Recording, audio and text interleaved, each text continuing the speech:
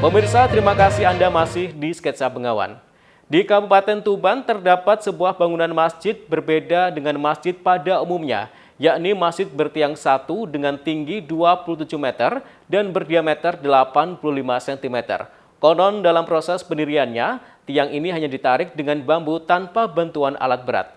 Bagaimana keunikan masjid dengan arsitektur istimewa ini? Berikut liputannya untuk Anda. Inilah Masjid An-Nur Nurul Miftahus Sofyan yang terletak di Dusun Gomang, Desa Lajulor, Kecamatan Singgahan, Kabupaten Tuban. Masjid yang terletak di atas bukit ini terbilang unik jika dibanding dengan masjid pada umumnya. Pasalnya, masjid yang dibangun pada tahun 1994 di lingkungan Pondok Pesantren Yayasan Wali Songo ini hanya bertumpu pada satu tiang kayu jati besar. Tiang tersebut memiliki tinggi 27 meter dan berdiameter 85 cm. Atas atap masjid juga tidak menggunakan kubah aluminium seperti pada masjid pada umumnya.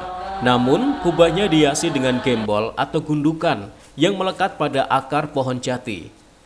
Setiap detail bangunan masjid berarsitektur istimewa ini mempunyai makna tersendiri. Menurut pengasuh pondok pesantren setempat, masjid satu tiang ini sebagai simbol bahwa Tuhan hanya satu. Sementara gembol atau gundukan pada kubah itu mengartikan kehati-hatian, sehingga orangnya yang masuk diharapkan konsentrasi dan berhati-hati.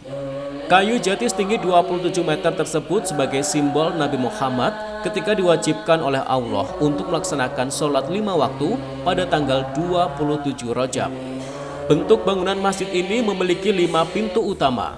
Kelima pintu masjid tersebut sebagai simbol bahwa Nabi Muhammad menerima kewajiban ibadah sholat sehari semalam sebanyak 5 kali. Jika bangunan dilihat dari depan akan tampak tiangnya sebanyak 4 buah dan dilihat dari belakang juga bertiang 4. Sehingga dengan tiang utama sebagai penyangga jumlahnya ada 9 tiang. Jumlah tersebut menggambarkan bahwa agama Islam masuk ke Indonesia melalui Wali Songo. Kiai Haji Nur Nasroh Hadiningrat, pengasuh Pondok Wali Songo sekaligus pendiri masjid satu tiang ini, mengungkapkan awal mula proses pembangunan masjid ini terbilang di luar nalar manusia. Apalagi kayu 27 meter untuk masuk ke Dusun Gomang sangat sulit, sebab medannya yang berbelok-belok dan naik turun.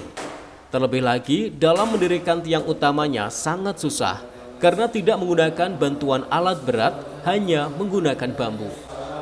Namun berkat kekuatan Allah, tiang utama tersebut bisa berdiri tegak dan dapat dimanfaatkan untuk syiar agama Islam hingga sekarang ini. Mendirikan satu itu memang ada maksud bahwa kita masuk di masjid itu kita agar berkonsentrasi bahwa Allah itu hanya Maha Satu. Dan di atasnya sana itu ada ujungnya itu ada gembol-gembol. Gembol-gembol jati itu, gembol itu bahasa Jawa, kalau diarabkan adalah kolbun. Adalah hati-hati. Jadi kita masuk di masjid itu agar berhati-hati dan berkonsentrasi terhadap Allah yang Maha Satu, Maha Besar dan Maha Luhur. Itu gimbal-gimbal di atas itu tidak ada ikatannya itu. Hanya tumpangkan itu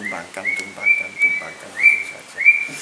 Karena sering-sering ditanya orang, jadi semakin lama tidak semakin rahasia lagi. Terus lagi panjangnya itu ada 27 meter. Itu yang tidak diuruki. Kalau dengan diuruki itu 3 meter, berarti kan 27 ditambah 3, berarti 30 meter. 27 meter itu kami pikir bahwa ketika Allah mewajibkan kepada Kanjeng Nabi untuk para umatnya sholat sehari semalam 5 kali itu pada tanggal 27 Rejab. Nah, kemudian lebarnya itu ada 17 masjid itu. Ya, 17 itu dimaksudkan bahwa Al-Quran diturunkan oleh Allah dari Sidratul Muntaha, dari Ars sana ilas sama dunya, itu adalah tanggal 17 Ramadan. Kemudian panjangnya itu ada 40 meter. Nah, 40 meter itu karena Kanjeng Nabi menerima wahyu, Kanjeng Nabi berumur 40 tahun.